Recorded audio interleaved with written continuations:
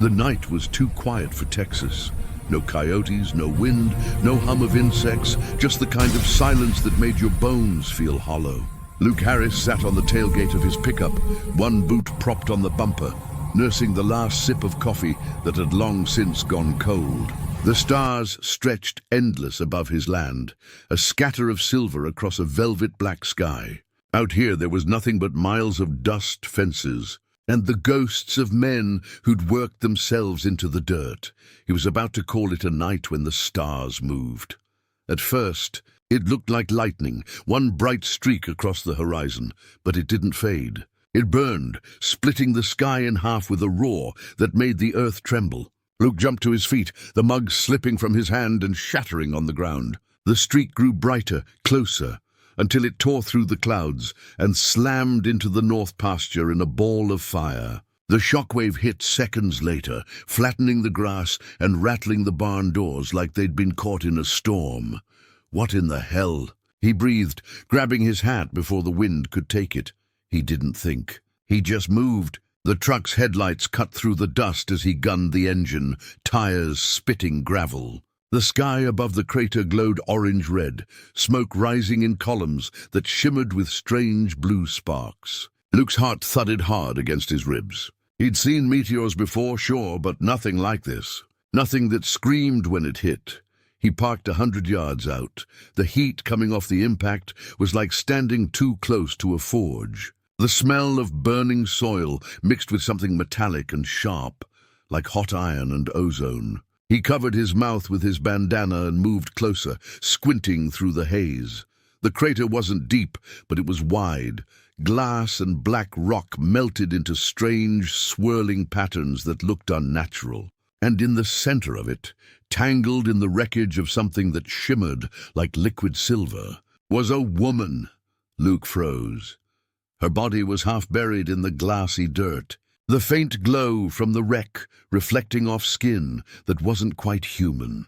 It shimmered faintly under the light, pale blue and opalescent, like the inside of a seashell. Her hair spilled across her shoulders in long silver strands that seemed to float even without wind. And beside her, 3 small figures clung to her arms, crying softly, their voices echoing like distant chimes. Luke took a slow step forward. "What the?" He looked around. There were no other vehicles, no aircraft, no sound of engines, just the faint hum of something still alive inside the wreckage. Whatever this was, it wasn't military.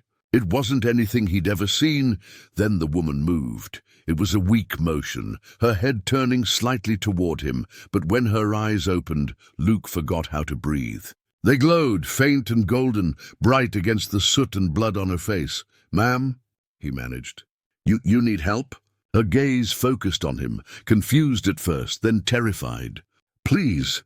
Her voice was musical, trembling, each word heavy with exhaustion. "He's coming," Luke blinked. "Who?" Her hand reached toward him, fingers shaking. "You have to run." He didn't move.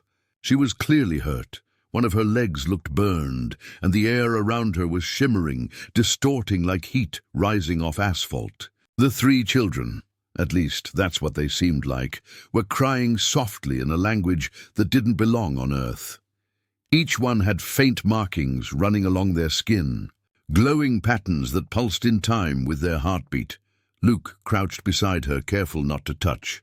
"You're safe now," he said, trying to sound calm, though his mind was spinning. "I'm going to get you out of here, all right? Just hang on." Her golden eyes flickered with something, hope, maybe, or disbelief. "You shouldn't have come," she whispered. "He'll find us. He always finds us." "Who's he?" Luke asked, scanning the sky. That's when he saw it. The clouds were shifting, rolling unnaturally, the air vibrating like thunder trapped in glass. A low rumble echoed from above, not mechanical but alive, almost like the growl of some enormous creature. Luke straightened, heart hammering. "All right, lady," he said, voice low. "I don't know what's happening, but you're coming with me. All of you." She tried to shake her head. "No, you don't understand." "Don't care," he said firmly, glancing back toward his truck. "You're bleeding, your kids are crying, and something's making the sky look like the devil's breathing down on us. You're getting out of this hole. End of discussion. He pulled his bandana tighter, stepped into the crater, and slid his arms under her. Her skin was warm, too warm, and the strange markings on her shoulder flared at his touch. One of the children whimpered, their eyes wide and luminous. "Easy now," Luke muttered. "I've got you," she gasped in pain but didn't resist. The smallest of the children clung to her neck, their tiny fingers gripping his shirt as he lifted them all one by one out of the crater. His muscles screamed under the weight, but he didn't stop until he reached the truck. He opened the passenger door, laying her gently across the seat while the kids crawled in beside her, pressing close. Their glow illuminated the cab like ghostly lanterns. "All right," Luke said, slamming the door shut and climbing behind the wheel. "You hang tight. I'm getting you to the ranch house." He turned the key, and the engine roared to life just as the sky above them cracked open. A streak of light cut across the horizon, but it wasn't falling. It was descending, controlled, deliberate. The air turned electric. Every hair on Luke's arm stood on end. "Who the hell is that?" he whispered. The woman's voice was weak but urgent. "He's here." Luke didn't think. He slammed his foot on the gas, the truck fishtailing as it tore across the dirt road. Behind them, the impact crater erupted in a storm of red lightning. Something massive rose from the fire, its shape shifting like smoke, its eyes burning white. The children screamed. "Hold on!" Luke shouted, gripping the wheel as the truck bounced over the rough terrain. His heart was pounding so hard he could hear it in his ears. Whatever that thing was, it was alive, and it was coming after them. In the rearview mirror, he saw it clearly for the first time. The creature was humanoid, but wrong. Too tall, too thin, moving like liquid shadow, its body surrounded by flickering arcs of energy. Every step it took sent shockwaves through the ground. "Sweet Mother of God," Luke muttered, flooring the accelerator. The woman turned her head weakly toward him. "You can't fight him," she said. "He'll burn this world like he burned mine." Luke didn't look at her. "Lady, I don't plan to fight him," he said through clenched teeth. "I plan to outrun him." A deep rumble rolled through the night, shaking the windshield. The creature's voice boomed across the plains, distorted, ancient, full of fury. "Lyra!" it roared. "You dare defy me again?" The woman flinched, clutching her children close. "Drive faster," she whispered. Luke gritted his teeth, the truck rattling over the dirt road, dust billowing behind them like a comet tail. "Trust me," he said. "I ain't stopping until we're damn sure he can't follow." And behind them, in the burning wreckage of the crater, the creature's eyes flared brighter, two suns rising from the dark. The chase had begun. The road wound through the fields like a scar, and the old truck screamed with every mile. The dashboard lights flickered in time with Luke's racing heartbeat. He kept one hand tight on the wheel and the other gripping the gear shift, his knuckles white. The alien woman, Lyra, she'd said her name was, sat slumped in the passenger seat, her silver hair tangled and streaked with blood. The three glowing children huddled in the back, watching him with wide, unblinking eyes. Outside, the night refused to settle. The horizon glowed faintly, pulsing with streaks of red and white lightning that chased them like veins of fire crawling across the sky. The air itself seemed to hum, vibrating through the metal frame of the truck as if the whole world was holding its breath. Luke stole a glance at the rearview mirror. The figure was still there, far, but not far enough. The thing that called itself Lyra's husband was following on foot, its form shifting with every step. One moment it was tall and thin, the next wide and monstrous, its body made of molten shadow. Its eyes burned like searchlights, cutting through the night. Every time Luke looked, it seemed closer. "What the hell is that thing?" he muttered under his breath. Lyra stirred beside him, her golden eyes flickering open. "He's not supposed to exist anymore," she said weakly. "He was erased, but he found a way back," Luke snorted. "You mean he's supposed to be dead?" She nodded slowly, staring out the cracked windshield. "He was a ruler once, powerful, arrogant. When his hunger grew beyond our world, I stopped him. I destroyed him, or so I thought." Luke glanced at her, trying to make sense of it. "And now he's here. On my land." Her gaze met his, a faint light flickering behind her exhaustion. You shouldn't have come for us, human. You tied yourself to our war the moment you pulled me out of that crater." He gave a short laugh. "Ma'am, I wasn't about to leave a woman and 3 kids dying in a hole no matter where you're from." "You don't understand," she said, her voice trembling. "He'll destroy everything to reach me. Worlds burn where he walks." The youngest of her children, a small one with eyes the color of ice, let out a soft cry. Lyra twisted around, reaching for them. Her skin shimmered faintly, the glow of her veins pulsing brighter as she soothed the child in a language Luke couldn't understand. It wasn't sound so much as music, soft and ethereal, like wind through glass. For a moment, even the storm seemed to calm. Then just as suddenly, the radio crackled to life.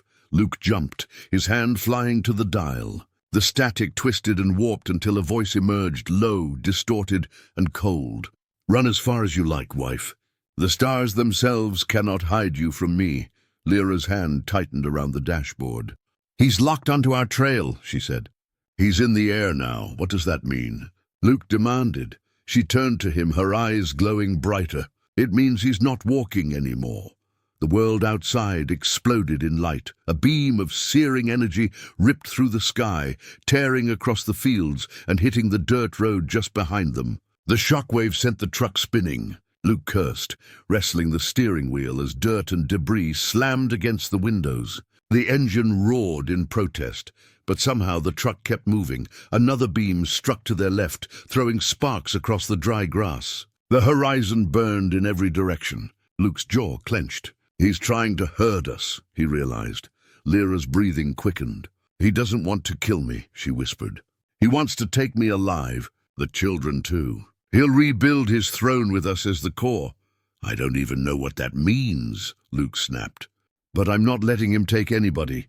He slammed the truck into a hard turn, veering off the road and cutting across the open field. The tall grass whipped against the sides, sparks of static trailing in their wake. Ahead, the land sloped downward toward the dry riverbed that cut through the valley. If he could make it there, maybe the ravine walls would give them cover. Behind them, the lights grew brighter. The ground trembled. "Hang on!" he shouted. The truck hit the edge of the ravine and dropped hard, landing in a burst of dust and rock. The suspension groaned, but it held. Luke coughed through the smoke, gripping the wheel until his fingers hurt. "We good?" he called. Lyra nodded faintly, though her glow had dimmed. The children clung to her, wide-eyed and silent. For a few moments, there was only the sound of the engine and Luke's ragged breathing. The air smelled like burned ozone and dust. He cut the lights, letting the truck roll into the shadow of the canyon. Maybe, just maybe, they could hide long enough to figure out what to do next. But then Lyra's head snapped up. "He's too close," she said. "He can sense me." The bond... Her sentence cut off as the ground shook violently. Luke looked up through the windshield. A shape was descending from the sky, massive like a burning storm. It wasn't falling, though. It was flying. "Oh, hell," Luke whispered. The creature landed with a sound that split the world open. A shockwave rolled through the canyon, throwing rocks and dirt into the air. The truck skidded sideways, metal shrieking. When the dust cleared, Luke saw it clearly for the first time. It stood twice the height of a man, its form both solid and shifting, a living storm of fire and smoke. Its face was a mask of molten light, its mouth a dark abyss. The ground sizzled beneath its feet. "Lyra," it said, its voice vibrating the air itself. "Did you really think you could run to the humans?" Lyra opened the door and stepped out, wobbling slightly but standing tall. The glow returned to her skin, brighter now, fierce. "You're not supposed to exist," she said. "You're a corpse wearing thunder." The Shadow King tilted its head. "And yet here I am." Luke grabbed his rifle from behind the seat, heart hammering. "Ma'am, I don't know what the rules are where you come from, but on Earth, a man threatening a mother on my land gets put in the dirt." The creature turned its burning eyes on him. "You think your weapons matter?" Luke raised the rifle and fired. The bullet hit square in the creature's chest and passed through like smoke. The impact made it flicker but not fall. The Shadow King laughed, a sound like 1,000 storms crashing at once. "Admirable mortal, but meaningless." Then it moved. Faster than anything should move.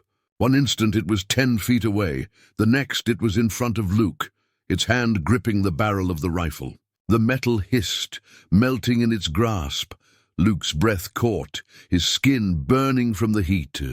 Before the creature could strike, Lyra shouted something in her own language, a word that rang like a bell. A surge of golden light burst from her hands, slamming into the creature and sending it stumbling backward. "Get in the truck!" she screamed. Luke didn't argue. He dove into the driver's seat, engine roaring to life again. Lyra pulled the children in after her. The light behind them was blinding now, every color and none all at once. As they sped down the canyon, the world around them shook with the Shadow King's fury. His voice followed them, echoing through the night. "You can run to the ends of your world, Lyra," he thundered. "But I will tear it apart to find you." Lyra clutched her children tightly, her voice a whisper. "He means it." Luke stared straight ahead, jaw tight, eyes burning with determination. "Then he's going to have to go through me first." And behind them, the air shimmered again, this time not from light, but from the tearing of reality itself.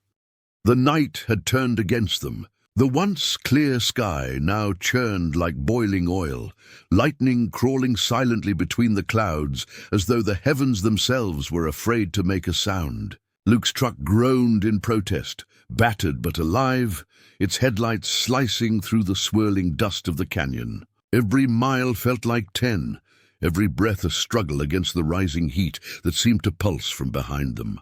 The engine sputtered. The gauge needle trembled on empty. Luke swore under his breath and pounded the dashboard. "Don't you dare quit on me now, old girl." Beside him, Lyra sat stiffly, her eyes scanning the sky. Her glow was dimmer now, her strength fading, but the determination in her face was sharp as a blade. The children in the back seat were silent for the first time, their faint luminescence flickering like candlelight in the storm. "He's getting closer," Lyra said quietly. "He's using the resonance between our bloodlines to track me." Luke frowned. "English, Mom. He's tethered to me," she explained. "To us. Every pulse of my heart calls to him. I can't stop it, not while I'm alive. Then we find a way to break it," he said, gripping the wheel tighter. "You hear me? There's always a way." She looked at him, really looked at him for the first time since the crash. His face was streaked with dirt, jaw tight, eyes focused ahead like a man who'd stared down too many storms. He wasn't afraid. Maybe he should have been, but he wasn't. Something in that steadiness seemed to anchor her. "Why?" she asked softly. "Why are you helping me?" Luke's eyes stayed on the road. "Because I couldn't save my family. Maybe I can save yours." The words hung between them, heavy as the dust-choked air. A sudden crack split the night. The rear window shattered, shards of glass scattering through the cab. Luke jerked the wheel as a bolt of blue-white lightning slammed into the ground behind them, turning the dirt into molten glass. Lyra twisted around. Through the dust, the Shadow King's shape rose again, closer than ever, moving faster now, his body a storm of molten rage. The light from his eyes illuminated the canyon walls, casting everything in sickly white fire. "Keep driving!" she shouted. "Working on it." Luke yelled back, wrenching the wheel to the right. The truck fishtailed, narrowly avoiding another strike that scorched the earth where they'd been seconds before. The air was alive with energy, hair-raising static that made his teeth ache. "He's playing with us," Lyra muttered, clutching the dashboard. "He's not trying to hit us. He's forcing us toward the valley." "What's in the valley?" Luke demanded. Her expression darkened. "The gateway. The last thing he built before I fled. It connects his realm to any world he chooses, if he reaches it." "Your planet will burn." Luke pressed harder on the accelerator, but the engine coughed again. The needle hit 0. "We're out of gas." The truck coasted to a stop on a rocky incline overlooking the valley floor. Below them, a faint glow shimmered, rings of light spinning slowly in the darkness, etched into the earth like a colossal symbol. The energy radiating from it was wrong, heavy, almost alive. "Hell," Luke whispered. "That thing down there, it's a machine?" "It's worse than that," Lyra said. "It's a door." The roar behind them grew louder.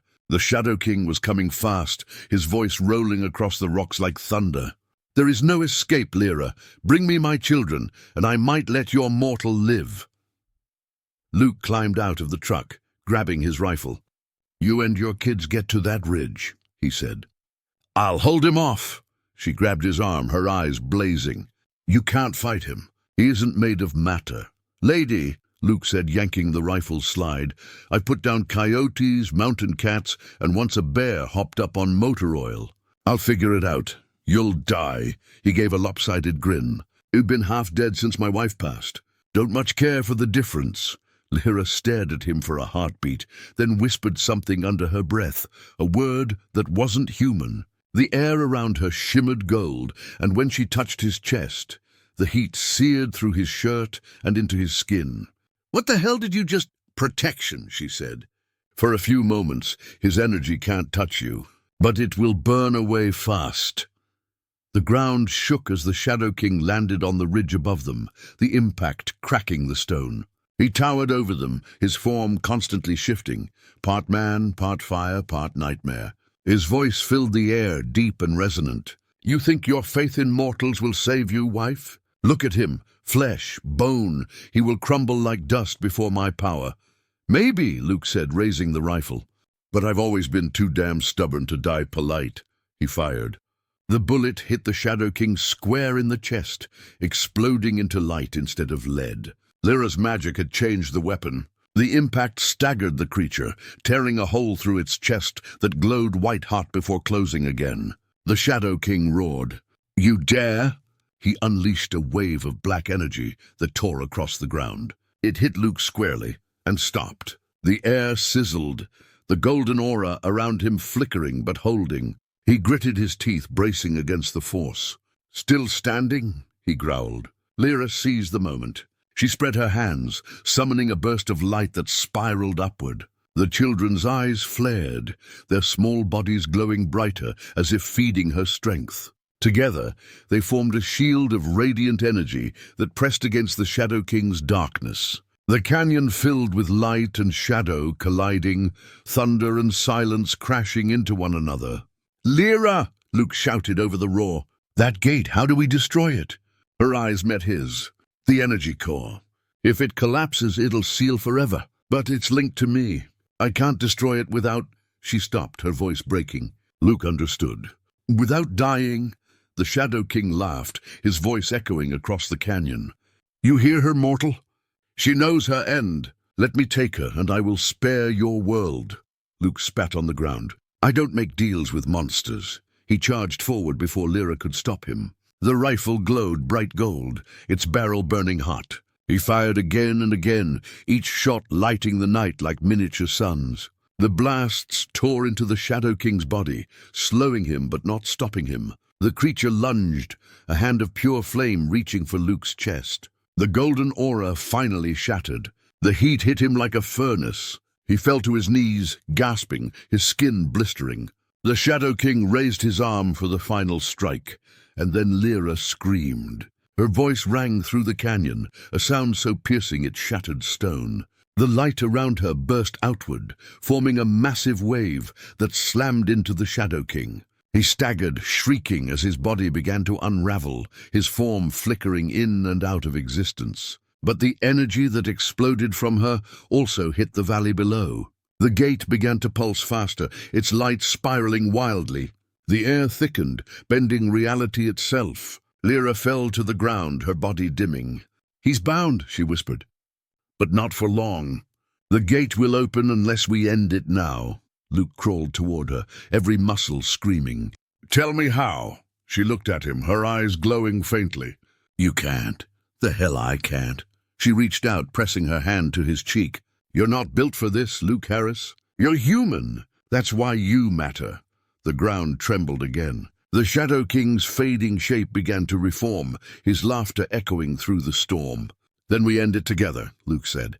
Lyra's lips parted, a faint smile breaking through the exhaustion. "Together, then." The light began to gather again, bright, golden, unstoppable. Luke felt the power burn through him, through her, through the very earth beneath their feet. And as the gate roared open below, the two of them stepped toward it, not away. The last thing he saw was her hand gripping his, her eyes filled not with fear, but peace. Then the world exploded in light. The blast rolled through the valley like a living thing, ripping the air apart. The gate pulsed once, then imploded, dragging light, sound, and dust into itself until the world went silent. The shockwave knocked down mountains of stone, scattered clouds like leaves, and left behind a stillness so heavy it felt holy. When the dust finally settled, there was no sign of the Shadow King. No thunder, no glow, no fire.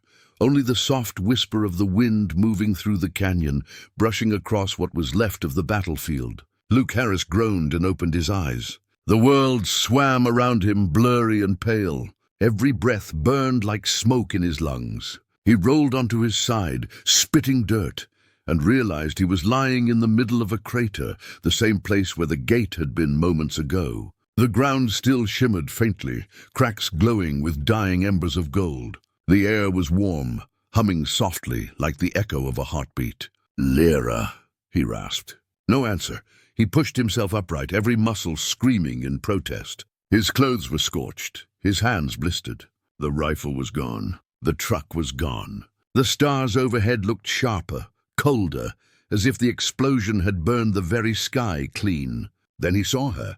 Lyra was lying a few feet away, half covered in ash, her body still faintly luminescent. The glow that once filled her was fading now, draining from her skin like sunlight sinking into water. Her hair, silver and soft, was tangled across her face. She looked peaceful, almost human, except for the faint tremor in her chest.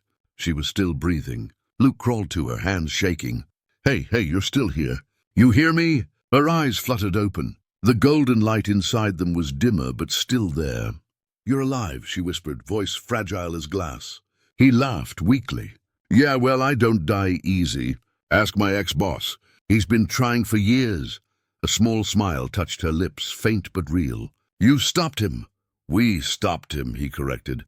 She tried to sit up, but the effort made her wince. "He's not gone, Luke. He's bound, buried under what's left of his gate. But his essence lingers. That's what he does. He survives, even in ruin." Luke looked at the faintly glowing cracks underfoot, feeling the heat radiating from them. "Then we'll make sure he stays buried." She shook her head. "You can't. This world doesn't have the tools, but—" She reached up, her hand trembling as it touched his arm. "Maybe it doesn't need to." Her eyes softened.